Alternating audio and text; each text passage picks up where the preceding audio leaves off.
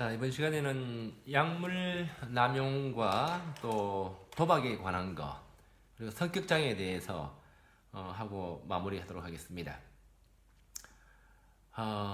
뭐 마약이라든지 또 여러 가지 다른 어떤 그런 그 비유사한 그런 약물들, 이런 남용들은 유전적인 소인이라든지 또 뇌신경 생리학적인 변화, 또 신경전달 물질의 어떤 그런 복합적 요인이 있기는 있지만, 그 바탕에 깔린 동기는 사람들이 몸에 해로운 걸 알면서도 그런 마약 같은 약물을 하고 또 뭐 도박을 즐기는 심리라든지 이런 것들은 결국은 그 엑스타시, 황홀경, 예, 이 엑스타시를 느끼고 싶은 인간의 욕망에서 비롯됩니다.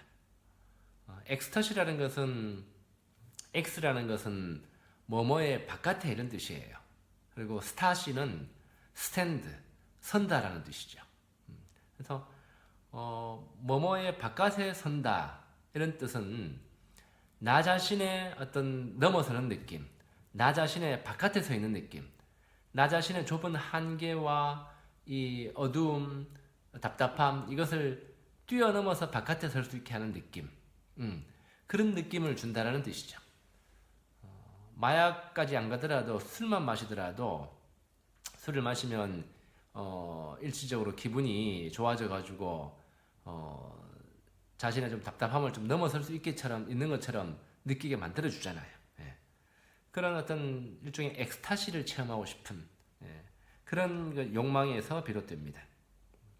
그러나 진정한 엑스타시라는 것은 어떤 삶의 기쁨과 의미를 느낄 때 우리가 이제 오는 건데, 삶의 기쁨과 의미라는 것은 우리가 전번에 이제 여러분들 기억하실지 모르겠지만, 행복한 삶 할 때 니체라는 철학자가 했던 말을 내가 한번 해준 적이 있어요. 정신건강 부분과 관련해서 춤추는 별이 탄생하기 위해서는 내면의 혼돈을 간직하고 있어야 된다 라는 말을 한 적이 있는데 기억하실지 모르겠어요. 그래서 인간의 진정한 삶의 기쁨과 의미는 내 마음의 어떤 그러한 그 개인 무의식 안에 있는 불안과 어두움, 이런 것들을 충분히 치료하고 뚫고 나아가서 내면의 신과 연결이 될 때 오는 기쁨이에요. 근데 이제 약물에 의존한다든지 알코올에 의존하는 사람들은 그런 어떤 고통스러운 긴 과정들을 겪고 싶어 하지 않고 오로지 그냥 그런 약물적인 작용을 통해 가지고 순간적으로 뭔가 빨리 그런 정말 속된 말로 뿅 가는 느낌, 예, 엑스타시를 느끼고 싶어 하는 것이죠. 약물 의존, 뭐 알코올, 도박, 뭐 다 마찬가지입니다. 그런 것들이 깔려 있어요, 기본적으로.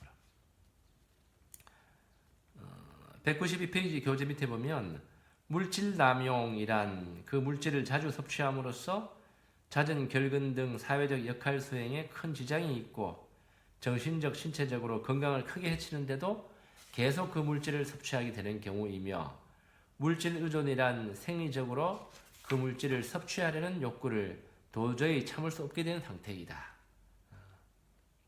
물질 복용을 줄이거나 중단하면 금단 증상을 일으켜서 그것을 없애기 위해 그 물질을 다시 쓰는 상태에 이르게 된다. 물질 남용의 물질에는 뭐 이렇게 대마초, 뭐 필로폰, 히로뽕이라고 하기도 합니다. 히로뽕, 일본식 발음으로. 그다음에 코카인, 뭐 이런 이제 것들이 있는데요. 코카인은 이제 코카 나무에서 이렇게 만들어낸 자연 성분에서 나온 거지만, 히로뽕, 필로폰은 이제 화학적인 합성을 해가지고 만든 그런 약물이에요. 네. 이런 것들을 이제 하다가 이렇게 중단해버리면 엄청난 금단 증상이 오기 때문에 도저히 못 끊는 거죠. 네. 그 중간쯤 보면 자아가 약한 사람, 약한 자아 기능과 우울증, 이런 경우에 알코올이나 약물 남용의 동기가 된다. 이렇게 자아가 약하거나 우울증이 있는 사람은 그런 감정들로부터 빨리 탈출하게 해줄 수 있는 그런 물질에 의존하게 되는 거죠. 자, 193페이지 이렇게 밑에 보세요. 알코올의 경우 알코올 중독자 익명 클럽의 AA 클럽이라 그랬죠. 효과가 크다. 그러나 환자는 모두 저마다 사정이 다르다. 성격도 다르고 갈등의 성질도 다르므로 각자에 맞는 정신치료가 이렇게 필요하다 그러는 거를 얘기했고 194페이지 보세요. 여기에 이제 내가 처음에 이야기했던 부분이 나오죠. 인간은 태초부터 엑스터시, 이 망아경에 들어가는 것을 희구해 왔다. 그것은 최고의 기분이었기 때문이다. 망아경이라는 것은 망, 잊어버릴 망자, 나아자, 경지, 나를 잊어버리는 경지예요. 왜 나를 잊어버리고 싶겠어요? 나 자신이 답답하고 무기력하고 내 자신 안에서는 어떤 기쁨이 없는 것처럼 느껴지기 때문에 그러는 거예요. 나를 잊어버리고 약물의 자극에서 오는 그러한 어떤 황홀경에 들어가고 싶은 거죠.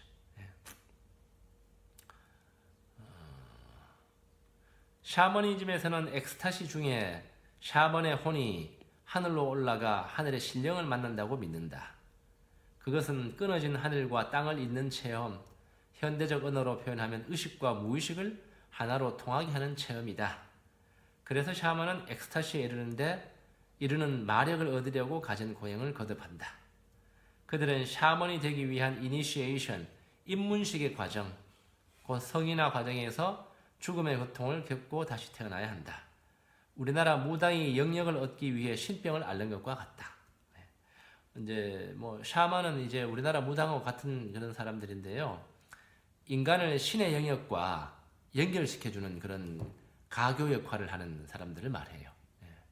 이 세상에는 그래 샤먼, 무당 같은 사람이 있죠.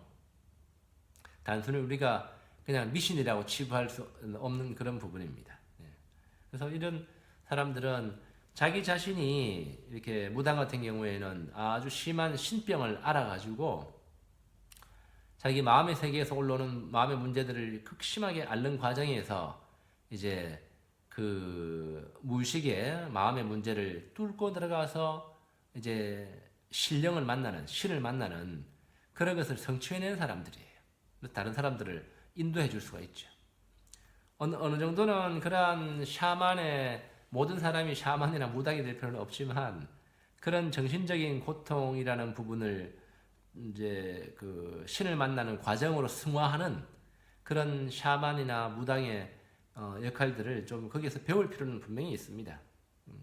근데 이제 여기 나오죠. 중간에 보면 그러나 물질주의가 팽배한 현대 기술 문명의 청소년 환자는 성인들도 마찬가지예요. 그러한 어떤 마음의 시련이 오는 고통 없이 공짜로 엑스타시를 느끼려고 그러는 거죠. 공짜로. 또한 샤만의 역할은 엑스타시 중에 잃어버린 영혼을 찾아서 환자에게 되돌려주는 적극적인 치유의 기능을 수행하는 데 있지만 현대 청소년 환자나 중장년 중독 환자는 그저 황홀궁에 머물고 싶어하는 엑스타시에 머물고 싶어서 모든 것을 다른 걸 잊어버리려고 하는 거죠. 그 쾌락에는 아무 의미가 없습니다. 그러므로 그 쾌락은 또 다른 쾌락을 원하고 또 약물해야 되고 또 끝나고 나면 또 다른 쾌락을 원하고 또 약물해야 되고 그런 과정에서 약물이나 알코올을 계속하는 과정에서 이제 뇌는 죽어가고 우리 장기는 상해가고 점점 죽어가는 거예요.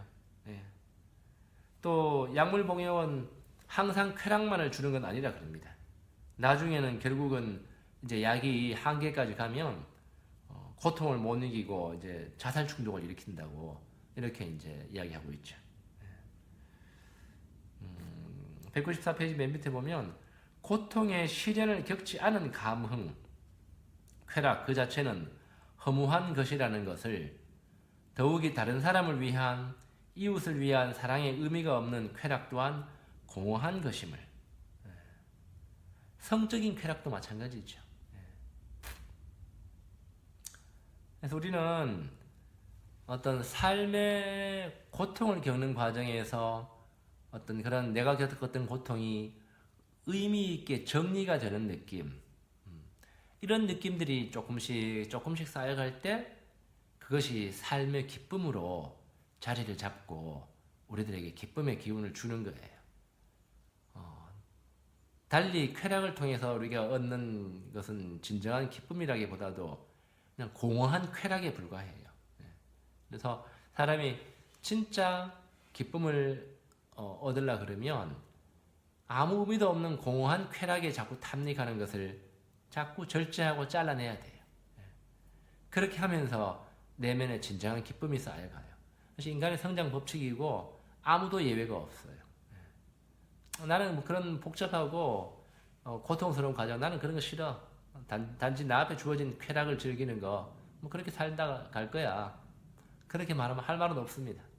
할 말은 없지만 그 쾌락이 마약하는 것과 마찬가지로 언제까지 그렇게 쾌감을 줄지는 모릅니다. 예.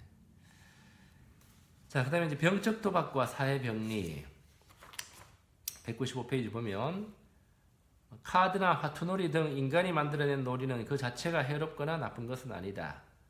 계산 능력과 직관, 배짱, 기억력, 추리력, 때로는 해롭지 않은 속임수에 이르기까지 그것은 지략과 직관을 동원한 지적 놀이이자 우연성을 대상으로 한 놀이이기에 사람의 흥미를 자극하고 직업 생활에서 오는 긴장, 단조로운 일상사회에서 오는 권태를 풀고 사람들을 인류의 유년기 체험으로 되돌려서 기분 전환을 시켜준다. 참 잘 정리하고 있어요. 이분이. 이제 우리 인간을 호모 루덴스라 그러죠. 유희의 인간, 놀이의 인간이라 그래요.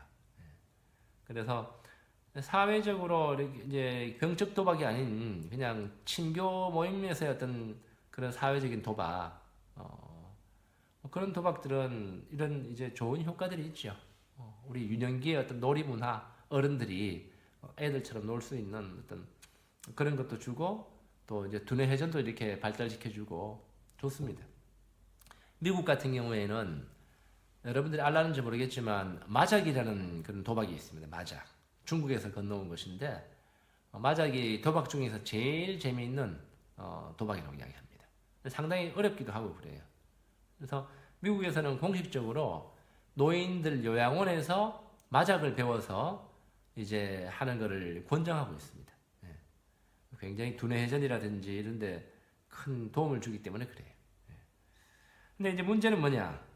이게 이제 내기가 되고 내기의 액수가 점점 커지다 보니까 이제 놀이가 이제 삶의 목적이 돼 버리는 거예요. 그냥 내 삶을 살아가면서 기분 전환으로 한 번씩 하는 것이 아니라 오로지 거기에 완전히 매달려 가지고 그 사람의 삶을 지배해 버리는 거죠. 근데 그런 사람의 인생에는 뭐 도박보다 더 재밌는 건 없습니다. 도박을 대신할 것은 아무것도 없어요. 196페이지 보세요. 여기 보면 이제 도박을 왜 하는가? 조금만 잘하면 큰 돈이 들어올 것 같은 느낌. 이것도 번쩍이는 한방. 이것도 일종의 엑스타시를 하는 거예요. 한방 쫙 잡으면 내 인생의 모든 걸 바꿀 수 있는 그런 것이 될 것 같은 느낌. 그것도 나를 벗어나게 하는 어떤 엑스타시의 일종이죠. 여러분들은 잘 모르겠지만 이제 우리 이 가톨릭 상지대학교가 있는 이 안동 유교 문화의 중심 도시라 그러지만 의외로 그 음성적인 도박판이 많은 걸로 알고 있습니다.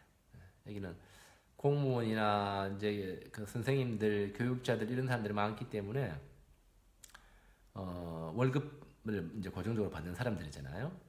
지금은 어떤지 모르겠어요. 지금은 아직은 어떤지 모르겠지만 내가 예전에 이제 젊었을 때 듣기로는 안동도 도박을 굉장히 많이 하는 이제 도시라고 이렇게 이야기를 들었습니다. 겉보기에는 이제 양반도처럼 보이지만. 그래서 안동에도요, 예전에는 이것도 역시 지금 있는지 모르겠지만 단도박 모임, 도박을 끊기 위해 가지고 이제 단도박 모임 하는 이제 그런 모임이 있습니다. 익명의 알코올 그 중독자 그룹, 뭐 AA 클럽 있었는 것처럼 단도박 모임도 이렇게 있어요. 예전에 내가 한번 젊었을 때 우연히 이제 그 성당에서 예전에 이제 그 고등학교 때 선생님이었는데 정기적으로 이제 우리 성당에 이제 왔다 갔다 하시는 거 보면서 우리 성당에 신자도 아닌데 왜 왔다 갔다 하나 했는데 보니까 나중에 알고 보니까 도박 중독에 빠져가지고 단도박 모임이 나오는 거였었어요. 예, 좀 씁쓸한 느낌이 들었었죠. 예. 자, 어떤 사람이 병적 도박증에 걸리나 이제 그 내용을 한번 보면요. 그 환자의 부모를 살펴보면 정상적인 부모보다 병적 도박증에 걸렸거나 알코올 중독자인 경우가 많다고 한다. 또한 알코올 중독자도 늘 집에 없는 남편을 둔 부인들에게서 많이 나타난다고 한다.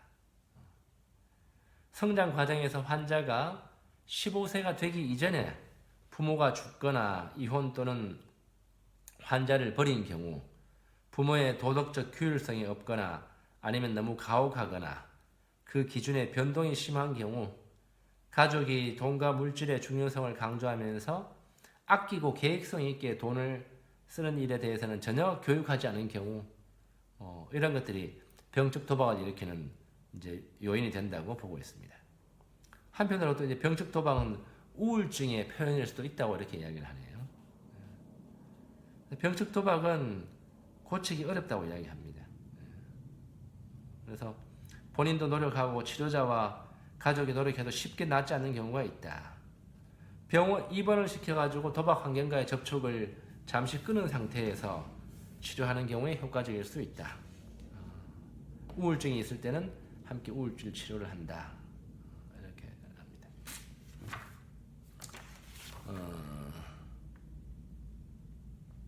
197페이지 밑에 보면 병적 도박은 개인의 정신 생리 현상일 뿐만 아니라 사회의 정신병리 현상이기도 하다.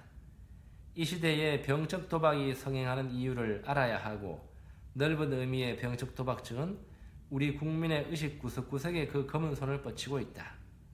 그러므로 개인의 치료에 앞서 사회 병리의 치료로서 병적 도박을 추방해야 할 것이다. 그러자면 가정에서의 자녀 교육부터 고쳐나가야 한다. 돈 한 푼을 아끼며 살고 있는 우리보다 몇 배 부자인 나라들의 아이들처럼 스스로 노력하고 피땀을 흘려 버는 돈만이 가치 있는 돈이며 그러한 삶이 평가받는 사회가 되도록 한다. 이렇게 합니다.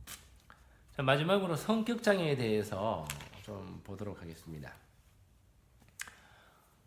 근데 요즘에 특히 그 뉴스나 신문지상에서 이런 성격장애자의 모습들이 많이 이렇게 나오고 있죠.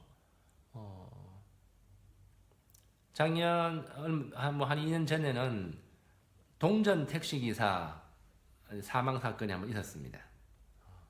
인천의 아파트 지하주차장에서 택시기사에게 동전을 집어던지고 막 폭언하고 욕설하고 그때 택시기사가 말다툼하는 과정에서 의식 잃고 쓰러졌는데 이제 급성 심근경색으로 사망한 그런 경우가 있었고요.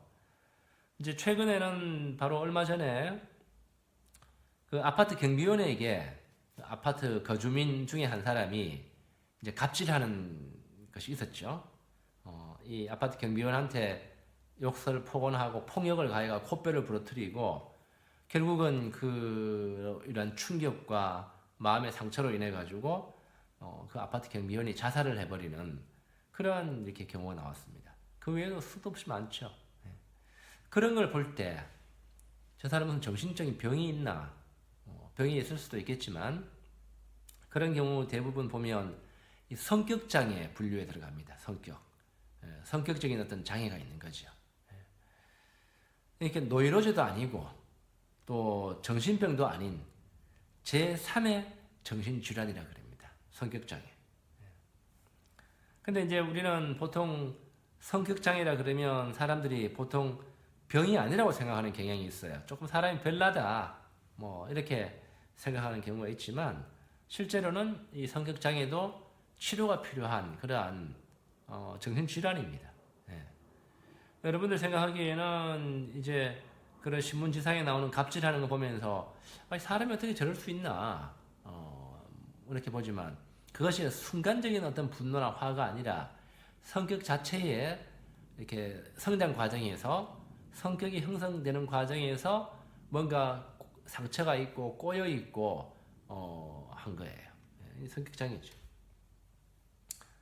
성격장 198페이지 밑에 보면 성격장애는 성격 형성 과정에서 여러 가지 장애를 입어 병적인 행동을 오랫동안 계속적으로 하게 되는 경우이며 정신병처럼 심한 성격의 와해, 해체되는 것은 없고 그런 노이로제의 특징적인 증상도 없습니다. 예를 들면 우리 성당에 한 70 정도 되신 남자분이 한 분 계시는데 이분은 투덜이에요. 별명이 투덜이. 예. 어디 앉기만 하면 특히 이제 같이 회식하는 자리라 그러면 음식 가타를 그렇게 많이 해요. 예. 나이 70이 됐는데 농사 지으시는 분인데 무슨 뭐 이렇게 까칠한 성격이라서 그런 것도 아닌데 계속해서 뭔가 이렇게 지적하고 이런 그 투덜투덜하는 근데 사람이 이렇게 못됐거나 성품이 못됐거나 악한 그런 성품은 아니에요. 그래서 봐줄만은 해요. 예. 근데 이분 이렇게 보니까 어릴 때에 친척집에 가서 양자살이를 했던 그런 어린 때의 경험이 있는 거예요. 예. 그래서 그 성격 형성 과정에서 뭔가 이제 꼬여 있는 거죠, 그죠? 나를 양자로 보냈던 이제 본인 자신의 어떤 부모님에 대한 어떤 분노도 있을 거고 또 어릴 때 눈치 보면서 이렇게 양자로 살면서 눈치 보면서 자랐던 그런 것도 있을 거고 뭐 이런 것들이 성격의 하나 장애를 일으키는 거죠. 근데 성격 장애는 어떤 종류가 있는가 하면 이거는 이제 학자에 따라서 조금씩 이제 명칭을 달리 분류하는데 여기서 이제 몇 가지 하는 거는 이제 의심이 많고 고집이 센 망상적인 성격. 망상은 우리가 이제 그 정신병 할 때 한번 봤었죠, 그죠? 또 기분이 좋았다 나빴다 잘 바뀌는 종잡을 수 없는 이 사람 기분을 순환성 성격. 또 사람과의 접촉을 싫어하고 늘 혼자 있으려 하는 분열성 성격. 감정 억제를 못하고 작은 일에도 화를 잘 내고 물건을 부수거나 사람을 때리는 폭발적인 성격. 또 강박적인 성격. 경박하고 남의 동정을 바라고 자기를 내세우려는 히스테리성 성격. 건강은 괜찮은데 늘 기운이 없는 무력성 성격. 머리는 나쁘지 않은데 사회 적응이 안 되어 실직자처럼 무의도식하는 무능한 성격. 그리고 다른 사람의 기분이나 고통을 느끼지 못하고 죄책감 없이 범법 행위를 하는 반사회적인 성격 등이 여기에 포함된다. 이런 어떤 성격 장애들 그 외에도 사람이 워낙 사람이 다양하니까 그 다양한 사람만큼이나 갖다 붙일 수 있는 성격 장애들이 많이 있습니다.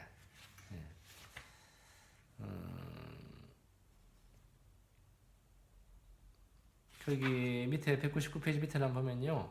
권세나 명예를 필요로 하는 정신병질자에는 내가 유명한 사람의 자손이라는 등의 허황한 거짓말을 떡먹듯이 하는 이른바 환상적 허언증이라는 것이 포함되는데 아마 희대의 사기꾼이라고 신문에 떠들썩한 사람들 가운데 이런 환자를 찾아볼 수 있다. 이런 거짓말쟁이를 반사회적 성격에 포함시키는 사람도 있는데 이 성격장애는 신문지상의 반사회적 기업인이 하는 것과는 상관이 없는 것으로 허언증, 헛된 말을 자주 하는 거죠. 이런 환자는 만성적으로 사회 규범을 지킬 능력이 없는 사람이다. 이런 사람들은 쉽게 불만을 터뜨리고 충동적이며 즉각적인 만족을 요구하고 책임감이 없으며 벌을 받아도 뉘우칠 줄 모르는 자기의 잘못을 언제나 남의 탓으로 돌리는 경향이 있다. 총기 사건, 그 밖의 폭력 사태 등 굵직한 사건이 이런 사람에 의해서 저질러질 수도 있으나 그렇다고 모든 범죄자가 반사회적 성격장애자인 것은 아니다. 성격장애의 원인은 타고난 성격에도 관계되지만 무엇보다도 성장 과정에서 부모 자식 사이에 의사소통이 잘 안 되는 데서 생긴다. 그러므로 그 치료는 정신건강의학과 의사가 가족관계를 잘 조절해 주든지 병든 가족관계를 대신할 만한 다른 좋은 환경의 환자를 살게 하면서 치료하는 것이 바람직하다. 자, 성격장애는 다른 어떤 그런 뭐 정신병이나 노이로제 같은 경우에는 약을 쓰면 금방 증상이 완화하고 오지만 성격장애는 그런 어떤 노이로제도 아니고 정신병도 아니고 성격 자체의 장애가 있기 때문에 이거는 어떤 교육적인 것도 필요하고 상당히 오랜 시간을 요구하는 치료를 요구합니다. 예. 그래서 이제 성격장애에 대해서 봤고요. 다음 주에는 이제 기분의 병에 대해서 기분 장애에 대해서 이제 한번 또 보도록 하겠습니다. 예, 수고하셨습니다.